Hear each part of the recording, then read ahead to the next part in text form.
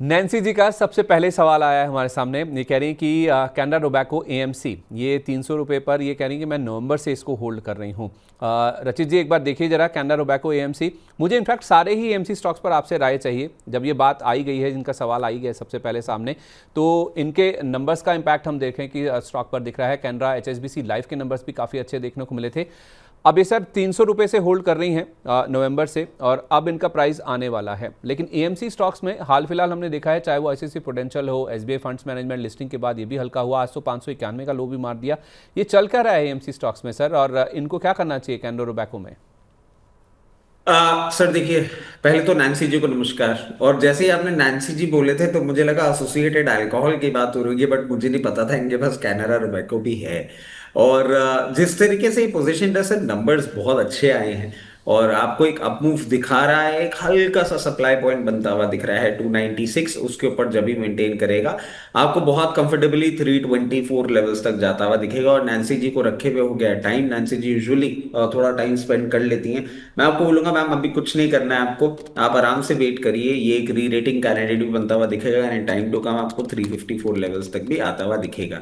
Sir इसके अलावा अगर आप बोले पूरे एमसी पैक में एक हलचल मस्ती भी दिखी थी जब एसबीआई का हमने देखा था, अभी एमसी का स्टॉक आया था। वो थोड़ा सा उसको अपनी सेल्फ डिस्कवरी कर लेने दीजिए, अभी किस तरीके से मूवमेंट कर रहा है। अगर लिस्टेड स्पेस में हम बात करेंगे, कैनारा रुबेको अच्छा लग रहा है। उसके साथ साथ मुझे जो एक अट्रैक्टिवली पोजिशन्ड स्टॉक लग रहा है that is UTI AMC. Sir of high trade कर रहा है और जिस तरीके से पूरी सिचुएशन बनती हुई दिख रही है, ये एक टर्न अराउंड बनता हुआ दिखेगा as and when the numbers come in. सबसे पहले 956 और 956 के बाद 1040 ऑड लेवल्स तक जाता हुआ दिख सकता है।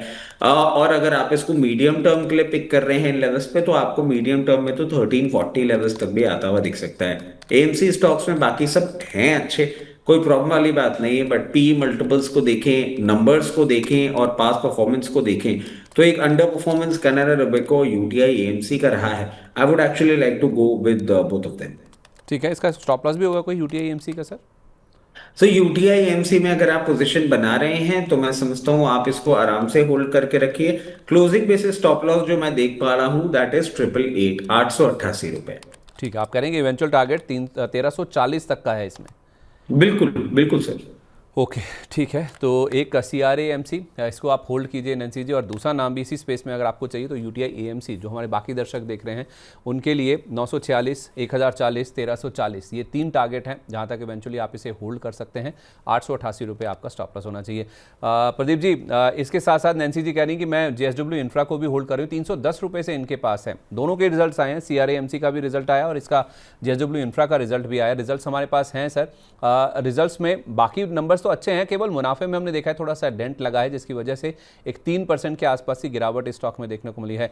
सर इसके चार्ट में पिछले 3-4 दिन से लगातार हम इसको डिस्कस कर ही रहे हैं। 351, 350 ये एक ऐसी रेंज है, एक ऐसा रेजिस्टेंस है जिसको पार करने में काफ़ी ज़्यादा दिक्कतें आ रही हैं। आज थोड़ा नंबर्स का भी सपोर्ट मिल गया, इसे गिरना था ऐसा ये इंडिकेशन दे रहा था कि 351 मुझसे पार नहीं हो पा रहा है। जेएसडब्ल्यू इंफ्रा में क्या करें सर? सर 285 290 के आसपास जिस तरीके से सपोर्ट लिया है पर्टिकुलर स्टॉक्स ने, आई डोंट थिंक कि यहाँ पे कुछ भी ज़्यादा प्रॉब्लम है, बने रहना चाहिए। बस रिजल्ट थोड़ा अगर अच्छा आ जाता तो ये 350 का जो सपोर्ट था ये मुझे लगता है कि सक्सेसफुली क्रॉस हो जाता, लेकिन रिजल्ट भी सपोर्ट नहीं कर पाया।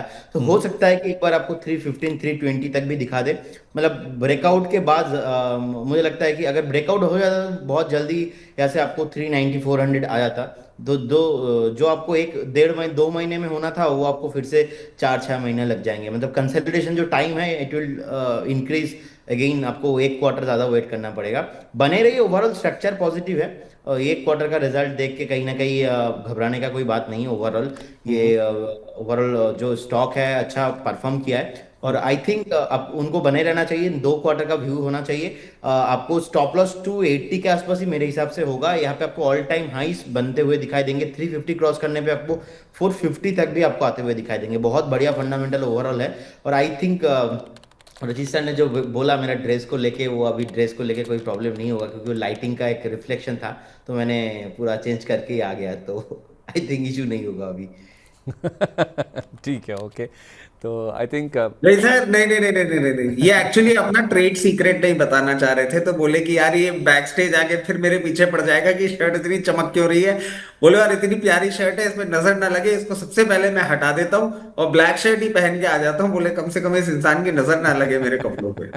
अब सर आप है जलवा आपका कुछ ऐसा है, जब आप बोलते इस अंदाज में है कि फिर जवाब ना दे तो आदमी कुछ ना कुछ रिएक्शन तो देगा ना उसका, फिर वो अलग बात है कि जवाब देके सर पूरा ड्रेस ही चेंज करके आना पड़ा।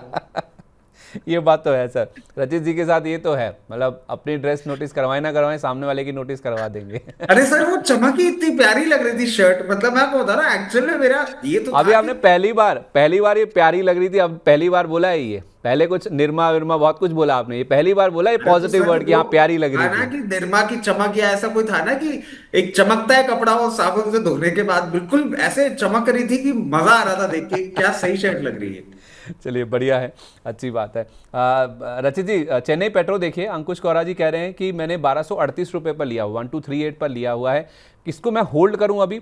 जब जब क्रूड उछलता है ना सर, चेन्नई पेट्रो एमआरपीएल दोनों चलते हैं, तो आज भी हम देख रहे हैं कि मूव काफ़ी अच्छा है स्टॉक में। 1238 का लिया हुआ है, थोड़ा मुनाफा हो रहा है, क्या इसको बांध लें मुनाफे को या फिर अभी होल्ड करें?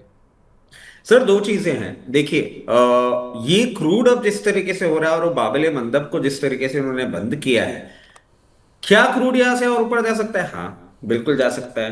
क्या आप यहां प्रॉफिट बुक करें वो बेहतर रहेगा? वो भी अपने आप में है, क्योंकि ये सर कूल ऑफ होते हुए भी देर नहीं लगता है।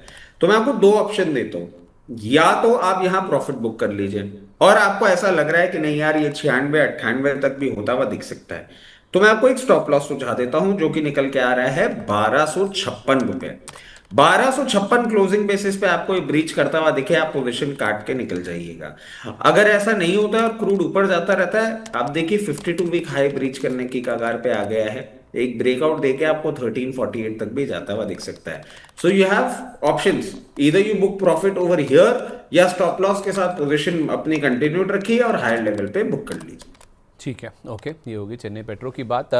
रिलायंस पावर, अगर आप प्रदीप सर देखते हो तो सानवी सावंत जी हमारी एक दर्शक हैं जो कि लॉन्ग टर्म के लिए ज़्यादातर सवाल आते हैं इनके, कह रहे हैं कि मैंने 28 रुपये पर एवरेज, अच्छा 28 रुपये पर हैं इनके पास, कह रही कि एवरेज कहाँ कर सकते हैं? अगर आप सर सलाह देंगे इनको 4 रुपये नीचे इनके भाव से। सर मुझे लगता है कि उनको पावर में तो ऐसे बहुत अलग स्टॉक भी है, अदानी पावर हो गया, टाटा पावर हो गया, टोरेंट पावर हो गया, तो उनको अलग स्टॉक देखना चाहिए। ये इनका जो प्रोमोटर है उनका अभी ईडी का समन चल रहा है, बहुत सारे बैंक अकाउंट जो है फ्रीज भी हो गया है। सो कहीं ना कहीं आपको due to some poor management मैं स्टॉक को वही बोलूंगा कि कुछ भी उछाल मिलता है एक बार सेल ऑन राइज व्यू आप रखिए। हो सकता है कि एक रैली बीच में आ जाए, लेकिन यहाँ पे ज़्यादा कुछ फ्यूचर मैं नहीं देख पा रहा हूँ। जहाँ पे क्रेडिबिलिटी है मैनेजमेंट का और एक्चुअल में बिजनेस हो रहा है अलग अलग स्टॉक्स में, बढ़िया परफॉर्म हो रहा है ऐसे टाइम पे, और देश इतना आगे बढ़ चुका है, आपको पता ही है कि ये किन के कंपनी है। सो वॉट एवर, सो मैं बोलूँगा एक बार आप एग्जिट हो जाइए, और अगर पावर में रहना ही है, टाटा पावर अच्छा वैल्यू जोन में है। थोड़ा बहुत अगर आपको फटाफट रिटर्न चाहिए, ऐसा स्टॉक भी है अदानी पावर, लेकिन अदानी पावर का एंट्री अभी नहीं होगा। अदानी पावर मेरे को एक बार 185 190 के आसपास आने पे अदानी पावर को ऐड करना है। सो टोरेंट पावर भी मुझे अच्छा लगता है। सो ये ऐसे स्टॉक पे देखिए, लेकिन आर पावर को एक बार एग्जिट करके जाना चाहिए। टोरेंट पावर, और आप कह रहे हैं कि टाटा पावर को देख लें, और 190 क्या? के आसपास मिले तो अदानी पावर भी देख सकते हैं। Yes yes. ठीक है, ओके। एस्ट्रल भी है इनके पास, रचित सर, एस्ट्रल में ये कह रही हैं कि इनका जो खरीद का भाव है 1350 रुपये का है। सारे लॉन्ग टर्म की सवाल आते हैं इनके, ये कह रहे हैं कि मैं लॉन्ग टर्म के लिए इन्वेस्ट कर रही हूँ इनमें, तो 1350 पर लिया हुआ है सर, 75 रुपये के आसपास मुनाफा बन रहा है, बनी रहें क्योंकि व्यू इनका लॉन्ग टर्म का रहता है, पैसा और आगे बढ़ेगा बनेगा, या फिर बुक कर लें? तो देखिए एस्ट्रल को आप देखेंगे ना तो it is one of the finest companies in plumbing business. मतलब आप ये देखिए इनका क्या पूरा का पूरा जो रेवेन्यू है उसका 71% वहां पे आता है, और सब बहुत बड़ा इनका नेटवर्क है, 2,70,000 डीलर हैं, 54 डिपोज हैं, डिस्ट्रीब्यूटर भी आप देखिए 4,000 प्लस है। कुछ कुछ इनका एक्सपोर्ट मार्केट से भी आता है। मैं ये सारी बातें क्यों बता रहा हूँ, क्योंकि आपने लॉन्ग टर्म की बात करी है, जिस तरीके से ये पोजीशन है मुझे फर्दर अप्रूव इसमें आता हुआ दिखता है। आप आराम से पोजीशन मेंटेन करें। सबसे पहला लेवल जो मैं देख पा रहा हूँ दैट इज 1598। 1598 के बाद 1746, ये दो लेवल्स मीडियम टर्म के लिए हैं। अगर आप लॉन्ग टर्म के लिए हैं, एक बार 1750 लेवल्स को क्रॉस करके इसको ट्रेड कर लेने दीजिए। तब नंबर्स, मार्केट कंडीशन और सारी सिचुएशन को एक बार रिव्यू करा लीजिएगा। ठीक है, ओके, परफेक्ट है। बंधन बैंक का एक बार देखिए आप प्रदीप जी, मेरी आपसे बातचीत भी हुई थी, आपने स्टॉक रेकमेंड भी किया था। नंबर्स आए हैं, नंबर्स में कोई दिक्कत नहीं है, मुनाफा इनका 35% ग्रो किया है, एनआई में 6% का जंप है, ग्रॉस एनपीए नेट एनपीए दोनों क्वार्टर बेसिस पर कम होकर आए हैं। नंबर्स में कोई दिक्कत नहीं थी। इनफैक्ट इनकी जो प्रोविजनिंग है साल दर साल बेसिस पर 1147 करोड़ वाली 682 करोड़ आई, और उसी का इम्पैक्ट हमने देखा कि मुनाफे में जो रिफ्लेक्शन आप देख रहे हैं 35% का ये देखने को मिला। हालांकि क्वार्टर बेसिस पर हल्का सा एक 5 करोड़ का जंप है। दिक्कत है इनकी गाइडेंस में, जो इन्होंने FY27 के लिए आरओए का गाइडेंस कम किया है। जो गाइडेंस पहले 1.6 to 1.8% का था, उसे घटाकर 1.2 से 1.4% कर लिया। मैनेजमेंट का कहना है कि छोटी अवधि में कुछ एक्सटर्नल फैक्टर्स हैं जो कि इनके कॉस्ट ऑफ फंड्स के ऊपर इम्पैक्ट डालते हुए नजर आ सकते हैं। उसमें कई सारे फैक्टर्स मैनेजमेंट ने बताए हैं, और उसी वजह से ये जो आरओए का गाइडेंस है वो कट किया गया है, और इसी को बाजार ने पसंद नहीं किया है। 10% का डिजिटल सर्किट भी लगा, उसके बाद अब 15% से ज़्यादा की गिरावट हो चुकी है। बंधन बैंक में क्या करना है प्रदीप सर? सर रिसेंटली हमने पीक भी दिया था 212 213 के आसपास, स्टॉप लॉस भी था 197 के आसपास, अप्रोक्स 9-10% के अराउंड हो रहा था स्टॉप लॉस। सो मुझे लगता है कि स्टॉप लॉस ट्रिगर हो चुका है, और क्लाइंटों के पास भी पोजिशंस था। तो आज ही सुबह हम लोगों ने जो है जितने भी हमारे सुपर डायमंड मेंबर्स हैं उनको हमने बोला है कि आप एक बार एग्जिट कर जाइए, क्योंकि 197 194 समथिंग कुछ ऐसा स्टॉप लॉस था, वो ट्रिगर हो गया है। अब द प्रॉब्लम इज, अब देखेंगे ओवरऑल डे वन से ही मेरा व्यू ऐसा ही था कि लास्ट 7 साल हुआ है कंपनी को लिस्ट हुआ है, लिस्ट होने के बाद लास्ट 7 साल में 7% भी रिटर्न नहीं है। रिसेंटली 134 130 के आसपास जिस तरीके से एक बेस बनाने के बाद धीरे धीरे 200 के आसपास आया था, लग रहा था कि स्टॉक एटलीस्ट लास्ट, आप देखेंगे ऑलमोस्ट 6-8 महीने का हाई पे जाके ट्रेड कर रहा था 212 215 के लेवल के आसपास। लेकिन जिस तरीके से फिर से स्टॉक का पिटाई हो रहा है, अल्टीमेटली कोई मीनिंग नहीं बनता यहाँ पे फ्रेश एंट्री, अवॉइड, एवरेजिंग कुछ नहीं है, सीधा सीधा स्टॉप लॉस एंड आप एग्जिट हो जाइए। क्योंकि जो कंपनी 7 साल से 7% का भी रिटर्न इंडियन मार्केट में दे नहीं पाया, और मैनेजमेंट जब चंद्रशेखर घोष जी थे तभी एक थोड़ा बहुत उम्मीद था, लेकिन अभी पार्थाप्रतिम सर जो अभी न्यू अपॉइंटेड हुए थे 2024 में, आरबीआई का जो अनाउंसमेंट हुआ था उसके बाद, सो उसके बाद भी देखिए अल्टीमेटली डेवलपमेंट कुछ नहीं हो पा रहा है। कहाँ पे थे निफ्टी बैंक और कहाँ पे आ गया, सारे बैंक भागा, सारे प्राइवेट बैंक भागा, लेकिन बंधन बैंक का हाल मुझे लगता है कि कहीं ना कहीं चेंज होने में इट विल टेक टाइम। अगर फ्यूचर में कभी भी फिर से 220 एंड अबव सस्टेन होता है, तब जाके फ्यूचर में मैं मेरे तरफ से बाई कॉल फिर से आएंगे, हम रिव्यू करेंगे, देखेंगे। लेकिन उससे पहले और टच, क्योंकि धोखा ऑलरेडी एक बार मतलब लग ही रहा था, धोखा ना खा जाए, धोखा ना खा जाए, और एक बार कॉल भी दिया, और उसमें ऐसे मैनेजमेंट की तरफ से जो एक गाइडेंस आया वो कहीं ना कहीं एक मार्केट को पसंद नहीं आया है।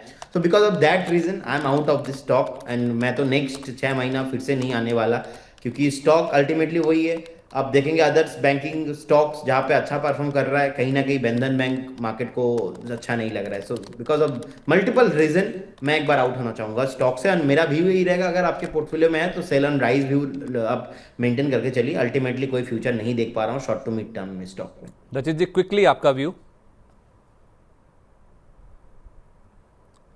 सर मेरे से पूछ रहे हैं? जी जी, क्विकली सर, जल्दी। सर बंधन बैंक देखिए अभी बिल्कुल भी अट्रैक्टिव नहीं लग रहा है जिस तरीके से पोजीशनड है। फर्दर डाउनसाइड मूव ही आता हुआ दिख रहा है, and I see no support before 148 levels. मेरी तरफ से कंप्लीट स्टे है।